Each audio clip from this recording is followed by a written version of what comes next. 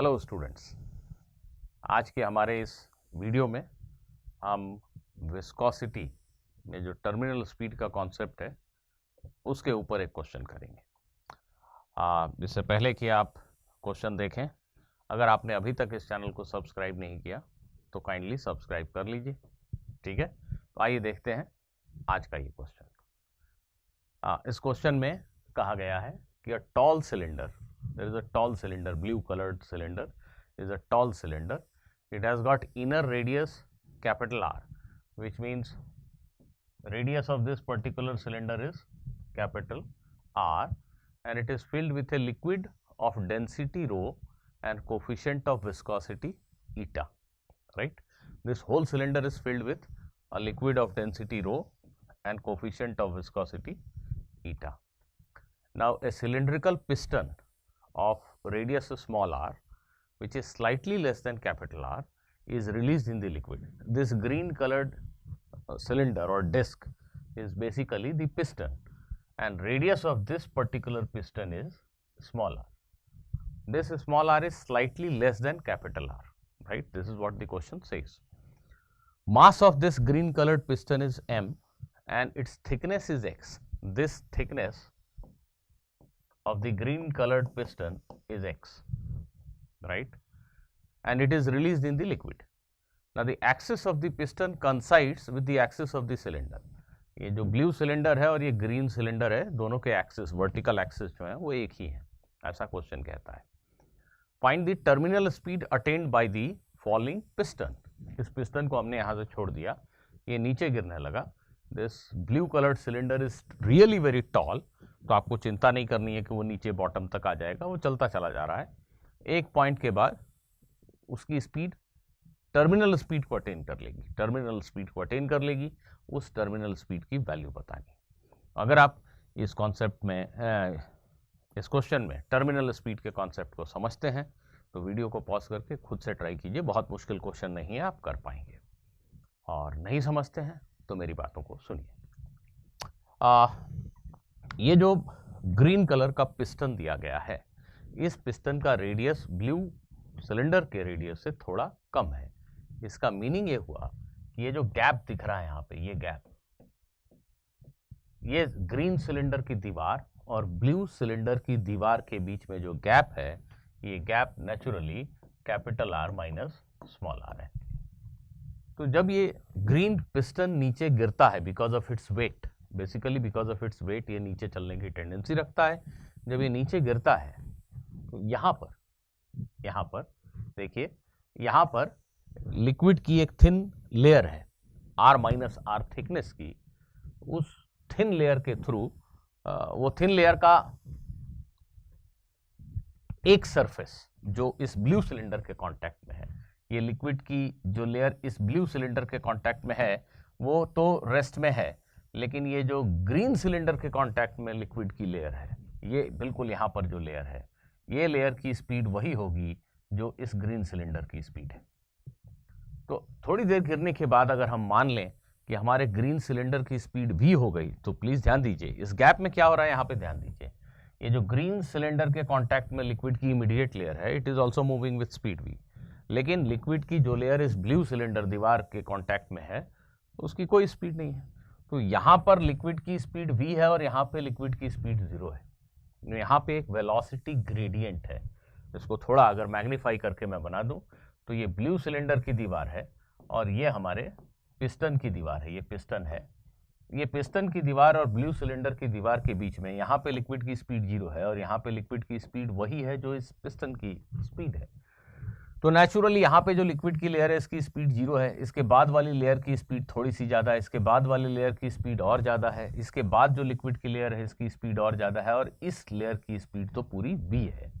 तो यहाँ पे वेलोसिटी का एक ग्रेडियंट है, वेलोसिटी बदल रहा है लेयर बाय लेयर। तो वेलोसिटी ग्रेडियंट किसको कहते हैं हम? आंसर है वेलोसिटी ग्रेडियंट। इस नैरो चैनल में जो वेलोसिटी ग्रेडियंट है उसको हम लिख सकते हैं v divided by R minus R। क्यों?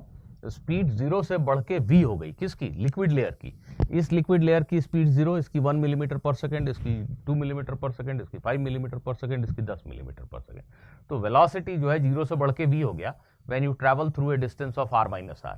Therefore the velocity gradient is v divided by r minus r. Okay, so as this green cylinder is falling, how much viscous force will act on it? How much viscous force will act on it? तो viscous force अगर आपको याद हो बच्चों, तो viscous force is written as eta a into velocity gradient, right? Eta is a given quantity, it is a fixed number for the given liquid.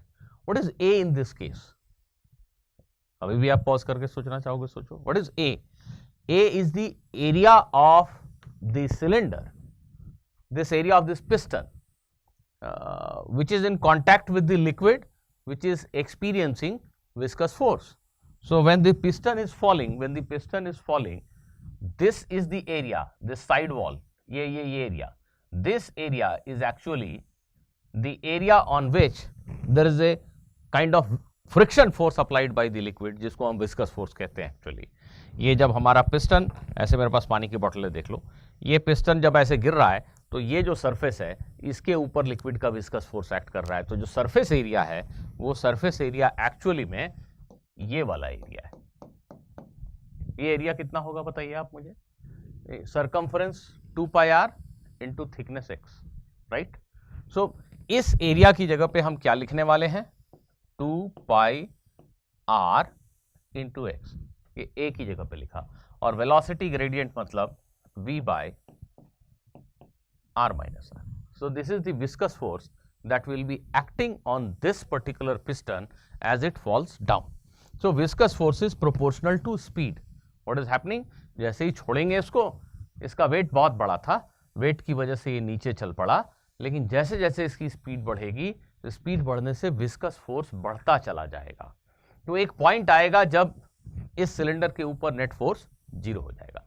यहां हमें एक और चीज कॉन्शियसली लिखना चाहिए, एक बॉयंसी फोर्स भी है, पर बातचीत में आसानी के लिए 1 मिनट के लिए बॉयंसी फोर्स को किनारे कर देते हैं. इसका वेट है 100 न्यूटन. 100 न्यूटन फोर्स की वजह से एक्सेलरेट हुआ, लेकिन एक्सेलरेट होता गया, स्पीड बढ़ती गई. स्पीड बढ़ने से जो विस्कस फोर्स है वो बढ़ता चला गया.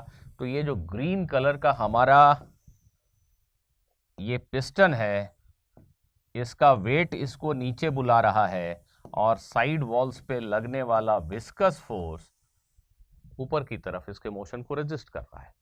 जब तक ये फोर्स इससे बड़ा है, स्पीड बढ़ेगी, पर स्पीड बढ़ने से ये फोर्स बलवान होता जा रहा है. एक पॉइंट आएगा जब ये फोर्स इसके बराबर हो जाएगा, उसके बाद एक्सेलरेशन 0 हो जाएगा. अब इस पिस्टन की स्पीड नहीं बदलेगी. अब इसको करेक्ट कर देता हूं. बातचीत में आसानी के लिए मैंने बॉयंसी को छोड़ दिया था, पर ये पूरा पिस्टन लिक्विड में डूबा है, इसलिए कांस्टेंट बॉयंसी फोर्स तो इस पे लग ही रहा है. तो एक्चुअली में वो जगह, वो पॉइंट जहां पे बॉयंसी और विस्कस फोर्स का सम पिस्टन के वेट के इक्वल हो जाएगा, वहां पर एक्सेलरेशन खत्म हो जाएगा और उसके बाद ये पिस्टन कांस्टेंट स्पीड से चलता रहेगा. तो हमें इक्वेशन क्या लिखना है? बड़ा ही सिंपल सा, buoyancy plus viscous force is equal to weight. Terminal speed आ गई, इसका मतलब एक्सेलरेशन खत्म हो गया. किसी भी क्वेश्चन में टर्मिनल स्पीड आ गई मतलब एक्सेलरेशन खत्म हो गया. एक्सेलरेशन खत्म हो गया, इसका मीनिंग हुआ कि नेट फोर्स 0 हो गया. इस एग्जाम्पल में इस पिस्टन पे लगने वाला बॉयंसी फोर्स और विस्कस फोर्स जो ऊपर की तरफ है, उनका सम वेट के इक्वल हो गया.